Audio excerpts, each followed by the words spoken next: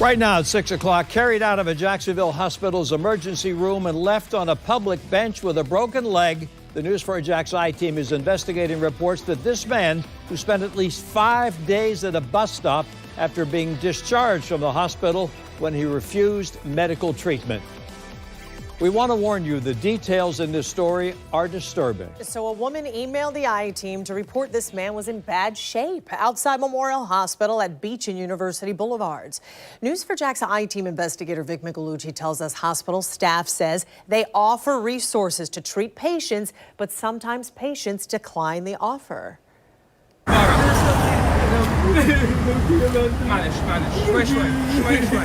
Crying on a metal bus bench with his leg broken, bruises on his face, sitting in soiled disposable hospital pants.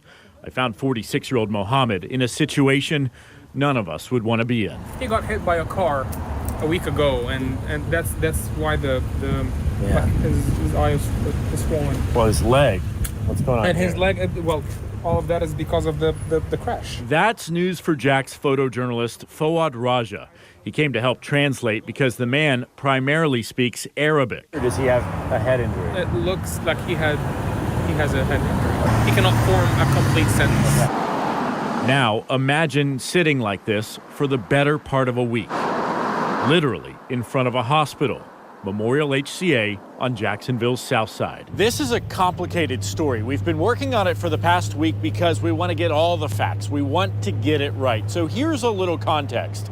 This started when we got a news tip from a viewer.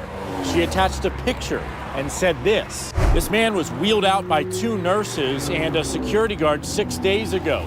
He can't walk. He has been at this bus stop 6 days using the bathroom on himself. So that afternoon, I called Memorial and then actually drove to the area myself and found that man at the JTA bus stop shivering. I need a blanket. Okay, you need a blanket? Yeah. His hospital band has him as John Doe, but he quickly told us his name was Mohammed from Morocco, with no local family and no home. He showed us where the hospital recently left him a bag with water bottles and a couple snacks, as well as a bus pass. I have this. I could, yes, Okay. You have a card? yeah. But why can't you get... I can use the bus. He points out his leg and foot in a cast underneath his dirty clothes. While he agreed to us recording, we have chosen not to show his face or give his full name because we questioned his mental state and ability to make decisions on his own. So you tipped us off? Yes, sir. As we were there, Melissa Lee came by. She's the woman who tipped us off, telling us she'd been bringing him food and drinks, but he needs more help. That is inhumane. I wouldn't want that to be none of my family. Okay. And I know when nobody wanted to be their family, it doesn't matter what kind of race. I know that man been out here since last Friday. To be clear, we found out on Wednesday, meaning it was the 6th day, at least, that he'd been here. We checked, and temperatures during that span went as low as 44 degrees. Plus, it rained. Has he moved? Like, he couldn't even... He hasn't moved from anywhere here? No, he's been in that same spot. How did this gentleman get here? 2 nurses and a security guard. And they were laughing. Talking about they hope wasn't nobody recording them. I immediately called Memorial's spokesperson, who said after our first call, she went down and spoke with the man personally, and he said he did not need any help. But when we talked to him, he told us to call an ambulance. You need an ambulance? Yeah. You need 911? Yeah. So we called Jacksonville police and EMTs. They both responded. But medically, if he can't take care of himself, literally, I can't leave him here. I am responsible for him now. So after he leaves the hospital, they need to find a place for him to go. You said there's a mosque that you have? After days stuck on this bench in front of this hospital on this busy road, Mohammed got help. Rescuers took him to a different hospital. With more questions than answers, we sent this long list of questions to Memorial's HCA spokesperson. What is the policy for discharging a patient from the emergency department? What does the hospital do for people who are indigent? At any point, did the hospital notify social services or a federal agency? What should staff do if they notice someone in a vulnerable situation in front of hospital property? Today, they did not answer our specific questions or agree to an interview, maybe because of patient confidentiality, but they did email us this response. Above all else, we are committed to the care and improvement of human life. That's our mission statement and the foundation for every interaction with every patient we serve. Even with our best and most compassionate efforts, there may be times when a patient declines treatment.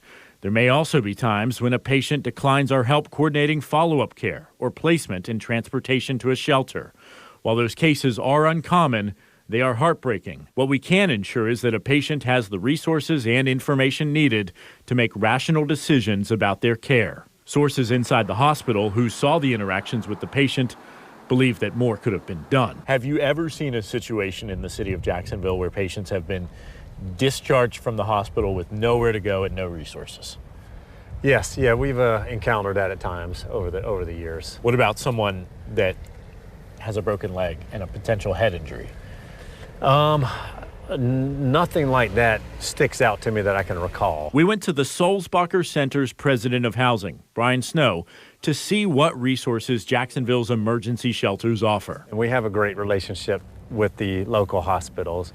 Ideally, what we would want is for them to communicate with us that they have a situation like this, and then we would be able to provide some type of shelter care. And that includes what's called respite care for people with special needs who don't have a place to go after getting out of the hospital. The answer is yes.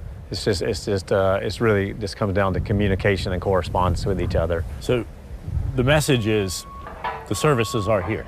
Yes. Snow is not aware of anyone contacting the Sulzbacher about Mohammed's case until we did. We were able to track down a police report, and we did confirm that he was indeed hit by a car on February 7th, not far from here on Beach Boulevard. As far as where he is now, well, the night that we called for rescue, he was taken to a downtown hospital. But we've learned he's since been transferred back to Memorial Hospital for reasons unknown. We did check on his status, and he's in stable condition. Tonight, I'm still trying to get in touch with his family in Morocco. I'm Vic Micolucci, Channel 4, the local station. Oh my gosh, how upsetting. So what should you do if you see someone in a situation like this? First, if they are in immediate distress, you want to call 911. If not, homeless providers like the Sulzbacher Center have care teams who check on people on the streets. They even come with medical professionals, also social workers. You can call the Sulzbacher and report someone in need. You see the number right there, 904-359-0457.